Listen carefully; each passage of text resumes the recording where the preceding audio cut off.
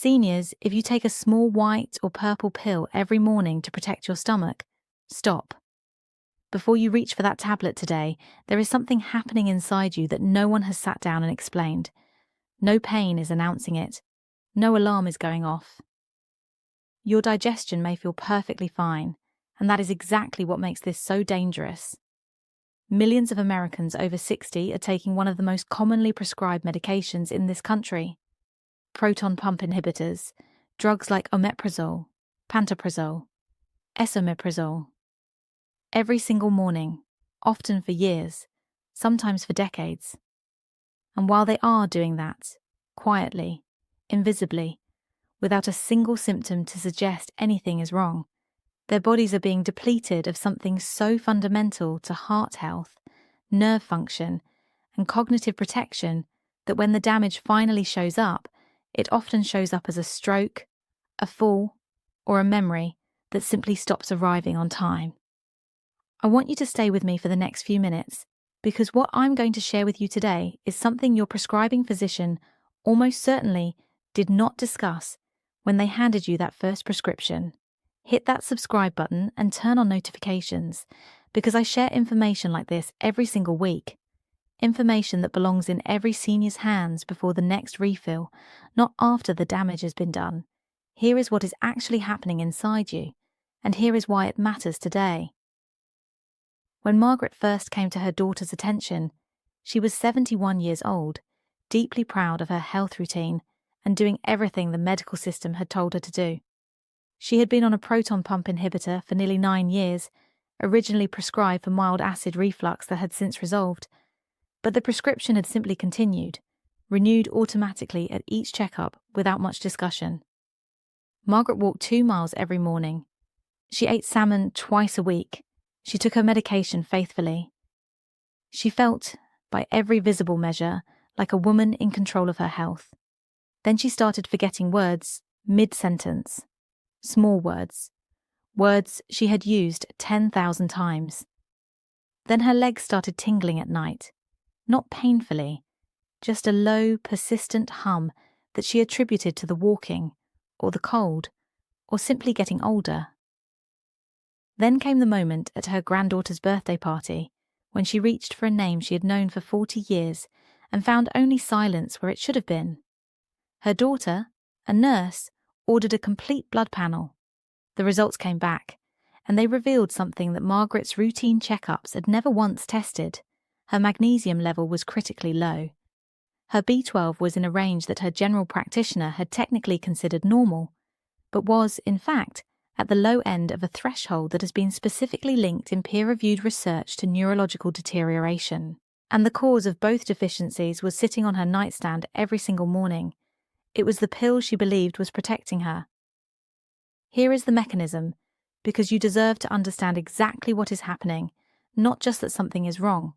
Your stomach acid is not your enemy. I know that may be difficult to hear if you have spent years being told your acid levels are the problem, but stomach acid performs a set of functions that are irreplaceable in the human body, particularly as we age. One of its most critical jobs is liberating vitamin B12 from the proteins in the food you eat. B12 does not float freely into your bloodstream on its own. It needs to be cleaved from food by stomach acid. And then, think of this as a very specific handoff.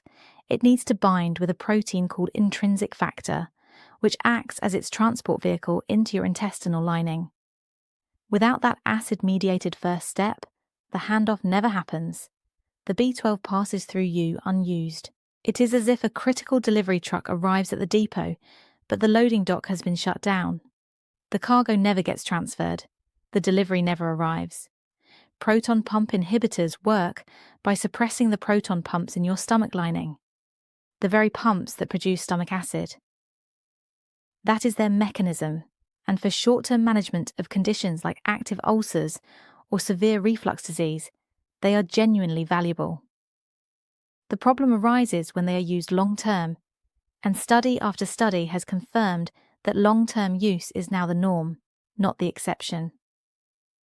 A landmark analysis published in the Journal of the American Medical Association found that long-term PPI use is independently associated with a significantly elevated risk of B12 deficiency in older adults. Researchers at Harvard Medical School have documented the precise dose-response relationship. The longer the use, the deeper the depletion. And yet, B12 is almost never specifically tested in the context of PPI prescriptions. The standard metabolic panel your doctor orders at your annual physical does not include it. Now layer in magnesium, because this is where the story compounds in ways that most people never hear.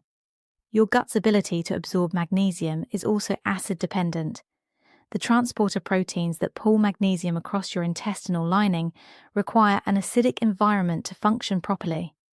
Suppress the acid, and magnesium absorption drops, quietly, over months and years, without a single symptom until the deficit becomes severe. And magnesium is not a peripheral nutrient. It is involved in over 300 enzymatic processes in the human body. It regulates the electrical signals in your heart.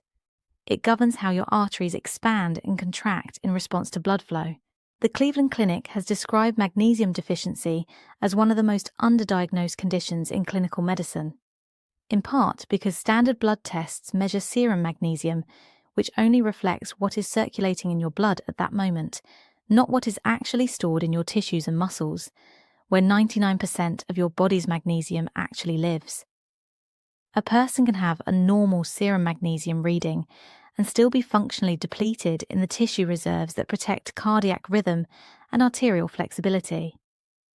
Think about what that means for someone who has been on a proton pump inhibitor for 5, 7, 9 years. Think about Margaret. Type never in the comments right now if your doctor has never specifically tested your B12 or your magnesium in the context of your acid medication. Because the number of people watching this who just realize that is the case, that number is not small. Now I want to introduce you to a second mechanism that operates on a different level entirely, because understanding this is what transforms the picture from concerning to urgent. B12 deficiency does not exist in isolation in the body. One of B12's central metabolic functions is its role in converting an amino acid called homocysteine into methionine, a harmless, useful compound. When B12 is low, this conversion stalls.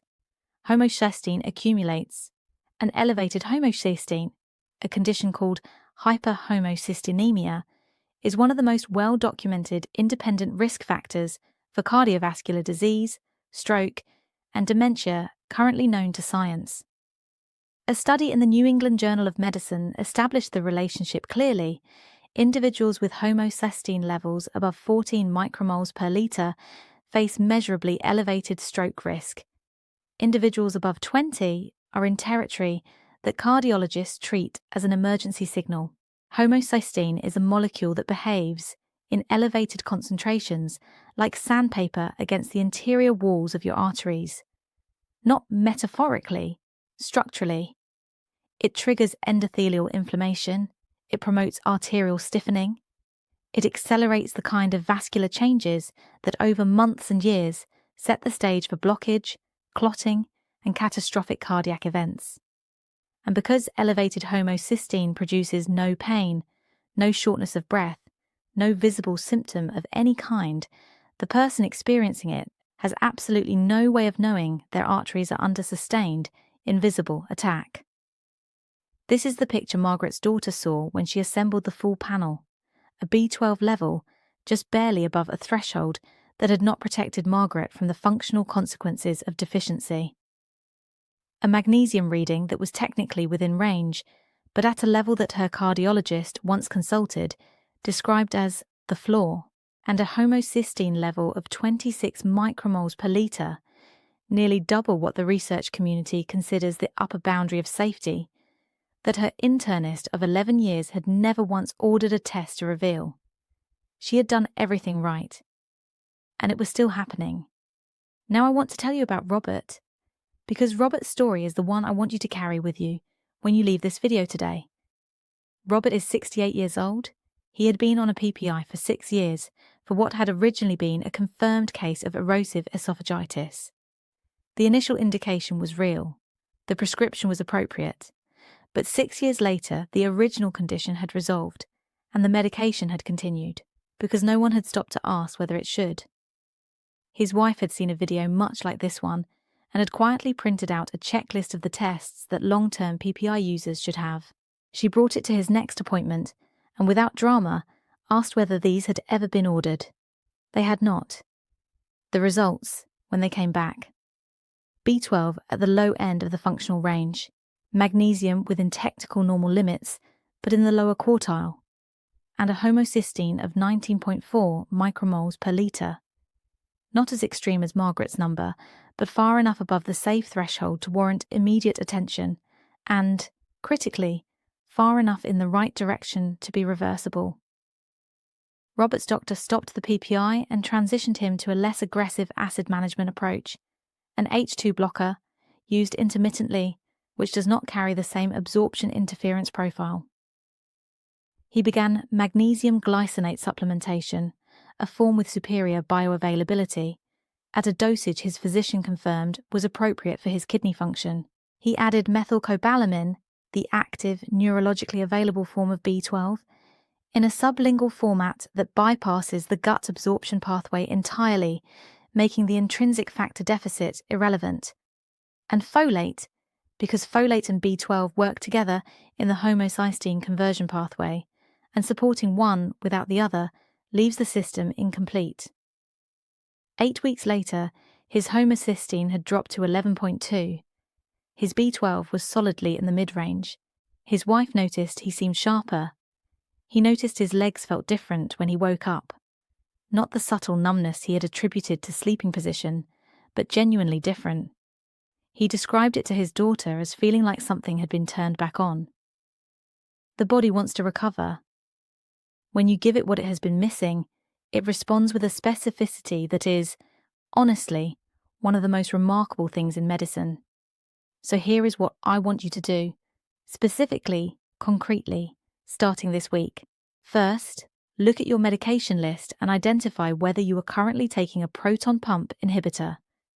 The common names are omeprazole, esomeprazole, pantoprazole, lansoprazole, and rabeprazole. If you have been taking any of these for more than 12 weeks, and especially if you have been taking them for more than a year, what follows applies directly to you. Second, at your next appointment, request a specific set of labs that your standard annual panel almost certainly does not include. Ask for serum B12, red blood cell magnesium, not standard serum magnesium. The RBC test is more accurate for tissue levels, and homocysteine. These are standard covered tests. They are not experimental. They are simply rarely ordered in this specific context. Print this out if you need to. Bring it with you. You are entitled to this information about your own body. Third, ask your doctor directly whether your PPI is still clinically indicated. This is not an adversarial question. It is an informed one. Research published in the American Journal of Gastroenterology has found that a significant percentage of long-term PPI users have no active ongoing indication for the medication. The prescription simply continued. Your doctor may have a clear reason to continue yours, but you deserve to have that conversation with those numbers in your hand rather than never having it at all. Fourth, if your B12 is low or borderline, discuss supplementation specifically in the sublingual methylcobalamin form, not cyanocobalamin, which requires that same gut conversion process that is compromised by PPI use. Sublingual bypasses the problem entirely. If your magnesium is low, discuss magnesium glycinate or magnesium malate, forms that are both gentler on digestion and more bioavailable than the magnesium oxide that most drugstore supplements contain.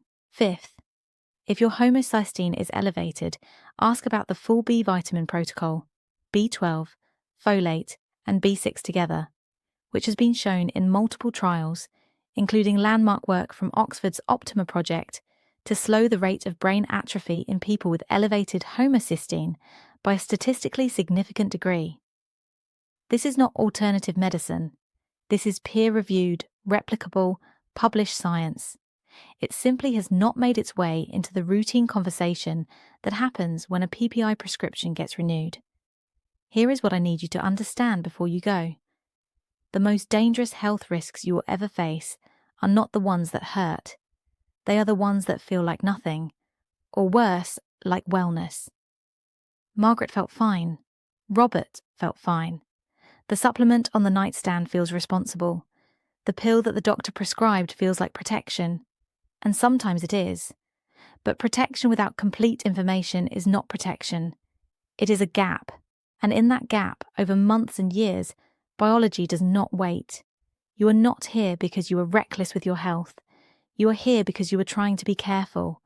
That carefulness is real, and it matters, and it is exactly why you deserve the full picture.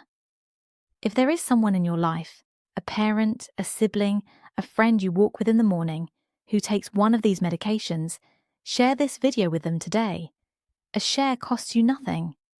What it might prevent is not a small thing. And if you want to keep receiving health information like this, the kind that belongs in every senior's hands, not buried in a journal abstract, subscribe now and turn on the bell notification, because I am here every week with a conversation your doctor didn't have time for. You came here today for a reason. Trust that instinct and take this with you. This content is for educational purposes only and is not intended as medical advice. Always consult your physician or a qualified healthcare provider before making changes to your medication or supplement routine.